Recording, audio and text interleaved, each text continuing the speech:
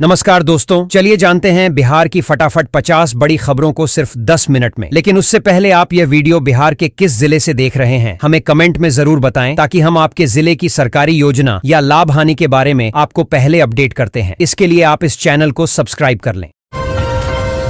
सुपौल पिपरा रेलखंड पर माल और यात्री सेवा के संचालन को मिली मंजूरी। दोस्तों, रेलवे अधिकारियों के अनुसार सभी आवश्यक तकनीकी परीक्षण और सुरक्षा मानकों की जांच के बाद यह अनुमति दी गई है। सुपौल पिपरा रेलखंड पर 75 किलोमीटर प्रति घंटे की रफ्तार से चलेगी ट्रेन। सुपौल पिपरा नई रेलखंड पर स्पीड ट्रायल और CRS commissioner of railway safety निरीक्षण सफलतापूर्वक पूरा होने के बाद रेलवे विभाग ने इस खंड पर 75 किलोमीटर प्रति घंटे की रफ्तार से ट्रेन परिचालन की अनुमति प्रदान कर दी है। इस मंजूरी के बाद अब जल्द ही इस रूट पर माल और यात्री ट्रेन सेवा शुरू हो जाएगी, जिससे क्षेत्र के यात्रियों को सुविधा मिलेगी। रेल मंत्रालय के आदेशानुसार समस्तीपुर डिवीजन के अंतर्गत पूर्व मध्य रेलवे द्वारा सुपौल किमी 85.556 से पिपरा किमी 73.877 तक 21.6979 किलोमीटर लंबी गैर विद्युतीकृत एकल लाइन के निर्माण को स्वीकृति दी गई थी। इस नए रेलखंड पर विभिन्न तकनीकी परीक्षण, संयुक्त निरीक्षण और OMS ऑपरेशन मैनेजमेंट सिस्टम परीक्षण सफलतापूर्वक पूरे किए गए। निरीक्षण के दौरान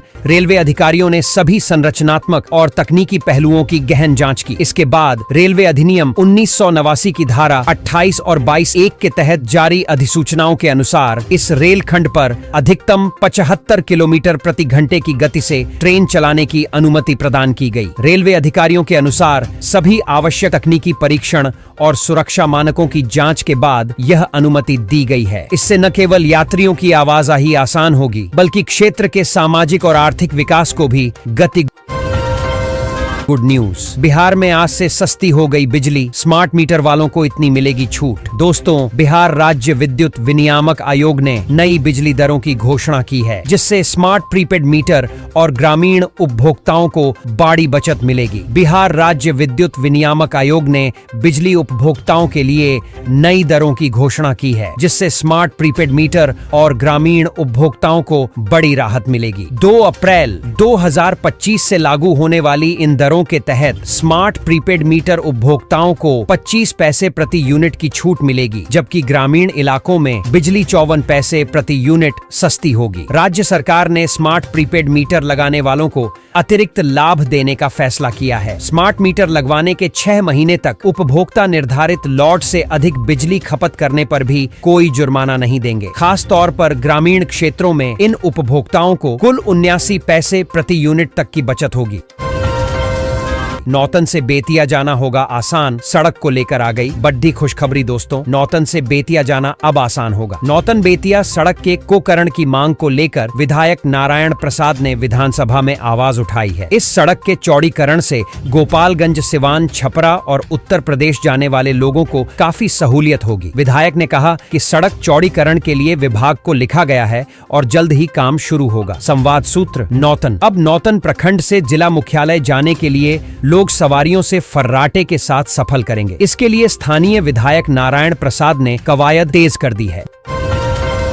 DM साहब ने पकड़ लिया आंगनबाड़ी केंद्र की मरम्मती वाला खेल। फेरे में फंसे मुखिया और पंचायत सचिव। दोस्तों, बिहार के बांका जिले के जिलाधिकारी अंशुल कुमार ने मुखिया और पंचायत सचिव के खेल को पकड़ लिया है। इन लोगों ने एक ऐसी घटना को अंजाम दिया है जिसे सुनकर सभी आश्चर्य में हैं। इस घटना की जांच में दोनों दोषी पाए गए हैं। बताया जा रहा है कि बांका जिले में और भी आंगनबाड़ी केंद्रों के साथ ये घटना की गई है। हालांकि स्थानीय लोगों के मुताबिक पूरे बिहार का यही हाल है। बांका जिले के धोरैया प्रखंड के चलना पंचायत के घोपसंडा स्थित आंगनबाड़ी केंद्र में मरम्मत के नाम पर 4 लाख रुपए से अधिक की फर्जी निकासी का मामला सामने आया है। जिलाधिकारी अंशुल कुमार को शिकायत मिलने के बाद 3 सदस्यीय जांच टीम बनाई गई। जांच में गड़बड़ी की पुष्टि हुई है। टीम ने रिपोर्ट DM को सौंपी है। अब दोषियों पर कार्रवाई की तैयारी है। इससे निकासी करने वालों में हड़कंप मच गया है।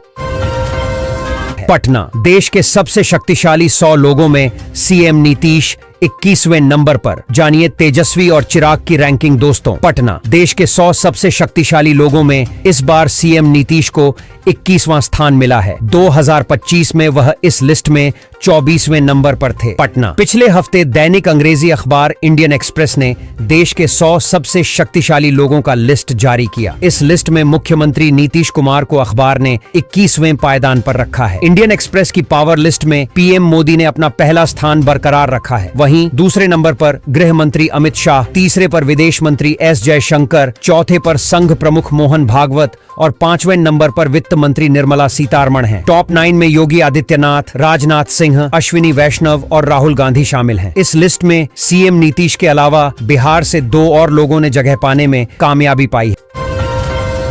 जमीन खरीदने के लिए भी मिल जाएगा लोन। इन जरूरी बातों का रखें ध्यान। दोस्तों, होम लोन के बारे में तो हम सब जानते ही हैं, लेकिन क्या आप जानते हैं कि जमीन खरीदने के लिए भी बैंक या वित्तीय संस्था से लोन लिया जा सकता है? आइए जानते हैं कि लैंड परचेज लोन के लिए क्या पात्रता है और इसमें कितना ब्याज देना होता है। वहीं इसे लेने के लिए किन किन दस्तावेजों की जरूरत होती है। बिजनेस डेस्क, नई बिहार। होम लोन की तरह जमीन खरीदने के लिए भी आप लोन का सहारा ले सकते हैं। लैंड परचेज लोन के जरिए आसानी से जमीन खरीदी जा सकती है, क्योंकि इसमें आप एक तरह से पैसे किस्तों में देते हैं। हालांकि बाकी लोन की तरह इसमें भी ब्याज देना पड़ता है।